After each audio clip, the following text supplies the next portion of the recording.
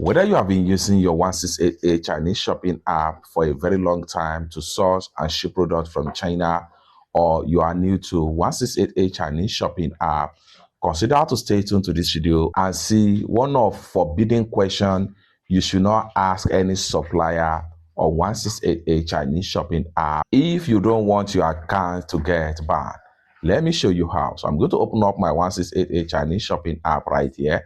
For some of people that are using, whether you are 168A, always be mindful of whatever you discuss with supplier if you don't want your account to get banned. And then in this video, I'm going to work by example, like I always did.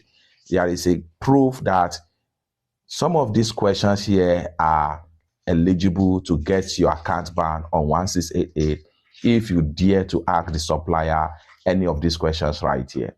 So let's get started. But before we dive into tutorial, as you know me, my name is Rafi Yakub. I'm an importer and a procurement agent. If you want me to procure a link on 1688, Taoba, JD.com, Shein, or any Chinese e-commerce app or website, or you want me to fund your Alipay account or your WeChat wallet, consider to reach out to me on my WhatsApp via the number in the description of this video. And don't forget to subscribe, turn on the notification bell for more useful tutorial, tips and tricks on how to source and ship products from China.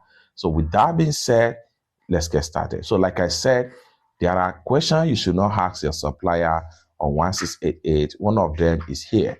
I'm going to exit from my 1688 right here and proceed to my WhatsApp right here to give you a typical example and what actually happened if you ask that type of question from any seller on 1688. Open up my WhatsApp right here. Having opened up my WhatsApp right here, just like what you see right there, this person reached out to me on my WhatsApp right here from my YouTube channel. Hello, good afternoon, sir. I have restriction on my account, which is 1688 right here.